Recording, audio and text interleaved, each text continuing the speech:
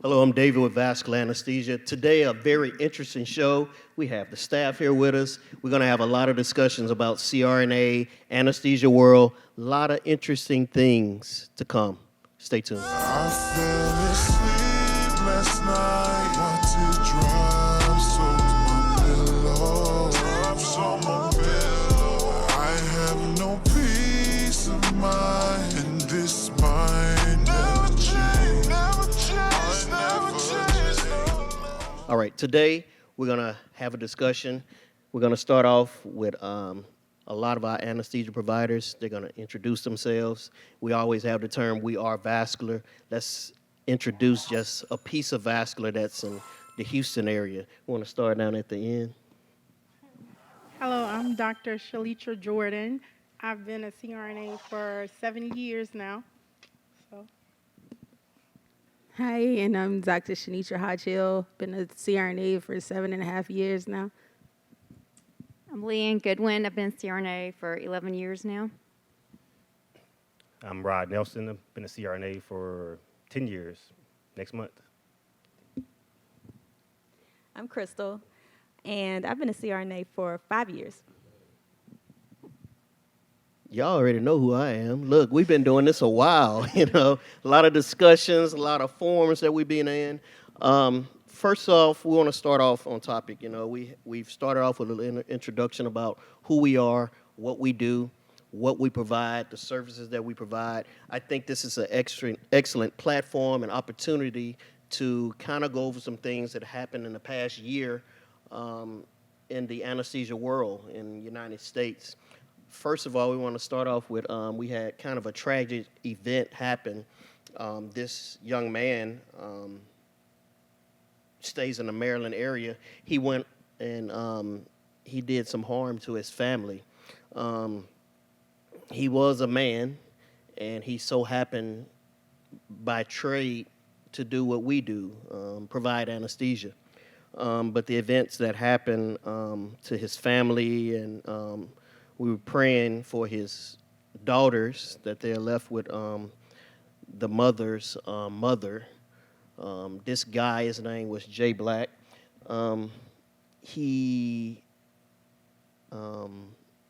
killed his baby mama, and who was pregnant, and his ex-wife. I guess they had some type of confrontation, and from there on, he went and he ended their lives, and then he ultimately took his own. So we want to kind of talk a little bit about Jay. Some of you had Facebook relationship with these guys. Y'all want to share a little bit about just kind of what happened, or some of the events that we know of? Jay was one of those people, you either like him or you didn't. He just kind of spoke his mind or whatever. But, he ended up killing Tara, which is his ex-girlfriend. And she was pregnant with their son. And so then he went on to kill his ex-wife, who he said in the video caused his depression. They have been going through a custody battle with their daughters for like 3 years. Child molestation was brought up in the situation. And so from Tara's friend's post, Jay, we found out that Jay was very manipulative. I've just had my encounters with him with diversity, CRNA, meeting him at certain events or whatever, and on Facebook. But it's just a total tragedy that he went to this extreme. And of course, in his video, he said that he didn't want to go to jail, so that's why he ended up taking his own life as well. But he did have a mental health issue in the past from one of his other girlfriends. She said that he was on his meds, he was doing better, but I think the whole custody battle, of course, with the child molestation, kind of just sent him off on the edge. And I think with Tara, when she said that he wouldn't see his kid because that issue came up, and he already told her, he said, hey, I'm been in the system. You'll never be able to keep my son away from me. I'm getting custody of my son. And I think all of that just sent him over the edge. So anybody on the board, like, what can prevent something like this?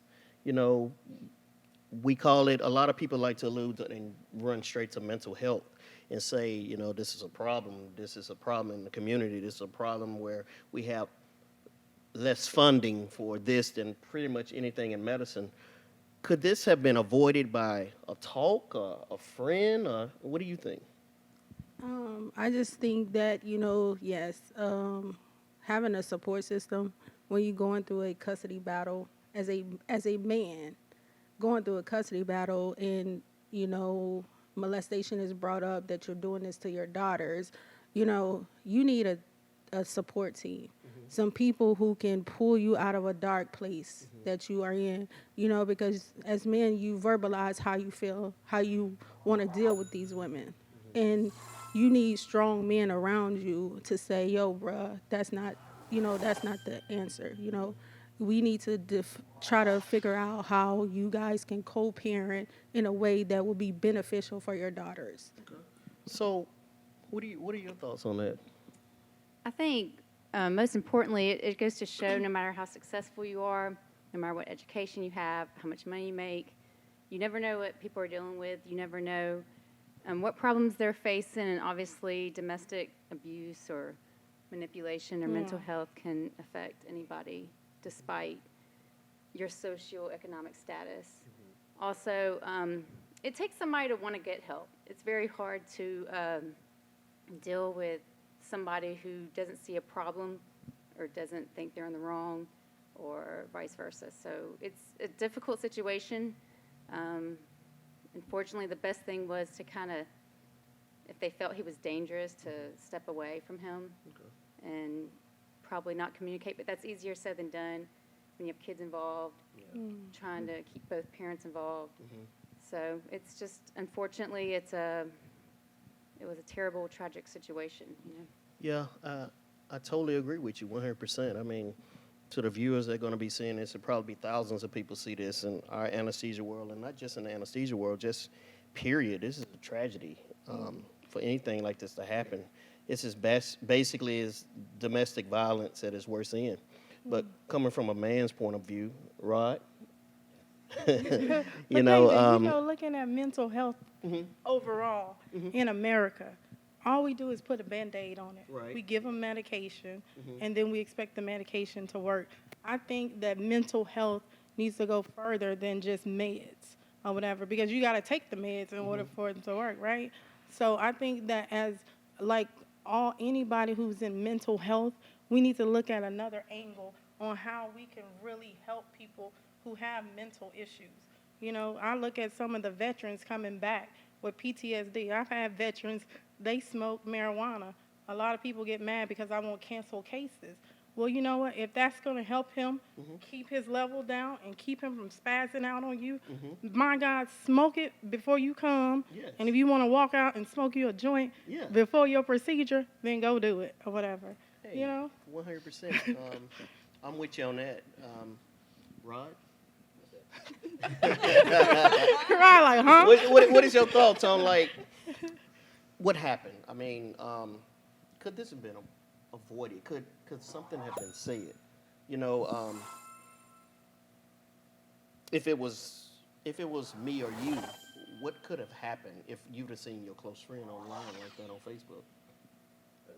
I don't, like, when somebody is committed to doing something, I don't really think there's anything you can do other than, restrain that person. Like, if somebody's made up their mind that this is what I'm going to do, I mean, there's really nothing you can do about it to prevent them from doing it, because they have nothing to live for. That's what he had. If you're going to take your own life, then you've already said that I have nothing to live for.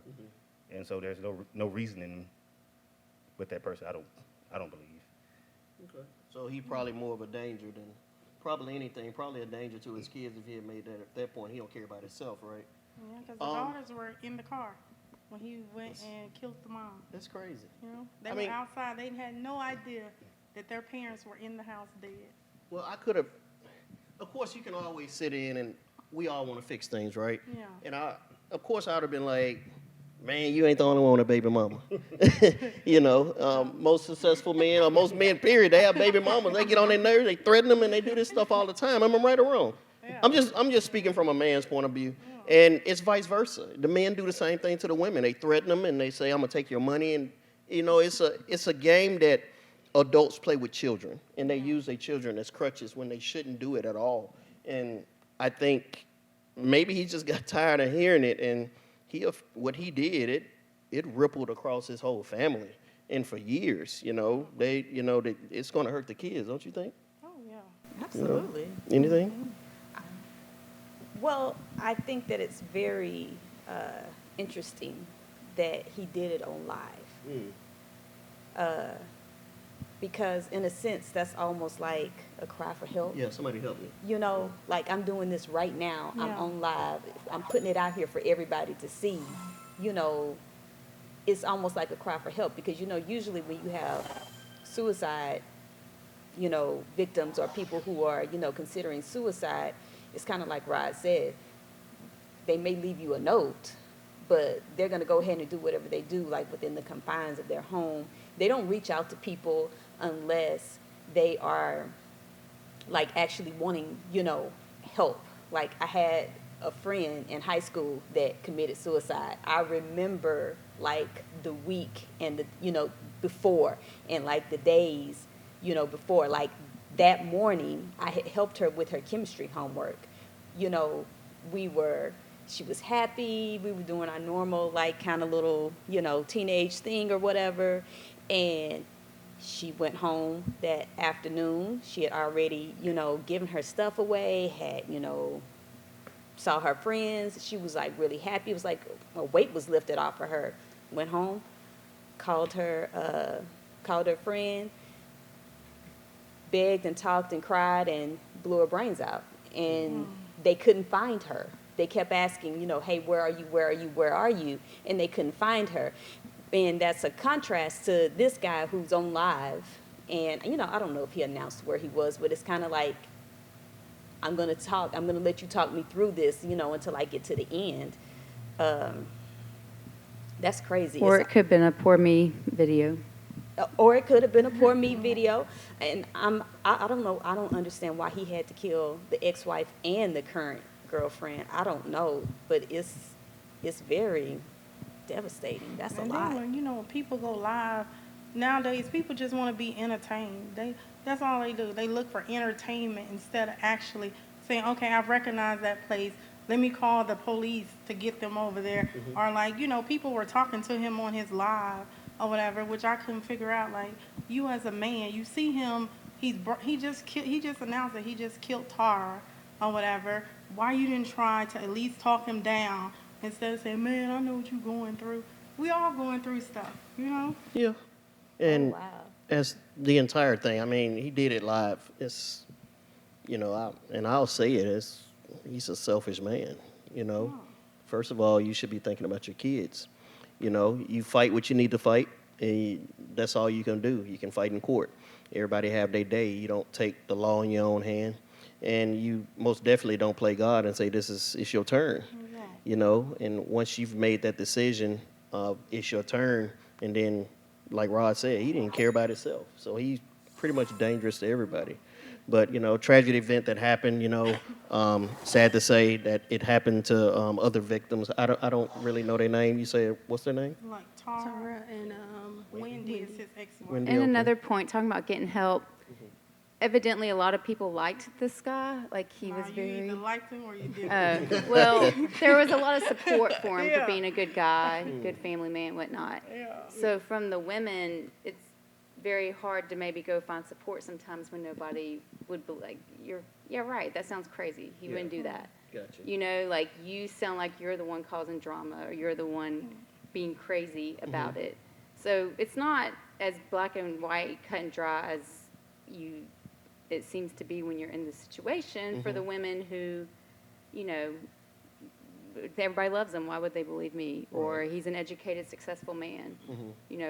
Father there with his children. Why would they believe me? And type we thing. do have to jump on the other side and think like a woman. And I put myself in their shoes, the Tara lady and what's the other lady name? Wendy. So Tara and Wendy. If he goes to shoot them in their, shoot their head and blow their brains out, did he punch them first several times? Did he beat them? Oh, he Like, has wh- had domestic violence Yeah. against Tara, I know. You know, pushed her down, slapped her, It didn't start. and all that right. stuff. Yeah, nah, it's been going on. It's- He's- yeah, Usually this wasn't the first day. It's Yeah. usually He done escalated. He done went to far as putting cameras in her smoke detector without her knowing it. I mean, he was very manipulative. He was a narcissist. And that's what, you know, that's some of the things that we don't see. You know, even though I'm working with you, I don't know what you're doing at home. Yeah. I'm thinking you like, oh, he's cool. Good guy, yeah. But you're really crazy. Yeah, nobody does, right? We thought Jeffrey Dahmer was normal or whoever, you know, they walking around and, you know, 'Cause, you this- know, when he did it, everybody was like, wow. yeah, I but can- you some know, people did, yeah. but not her best friend. Exactly. Like Oh, the my people goodness. who did, you know, like we're just interacting him on a professional level. Mm-hmm. It's like, I cannot believe he just did that. That's crazy. But hey, tragic event. Sorry it happened. We'll be right back. I fell asleep.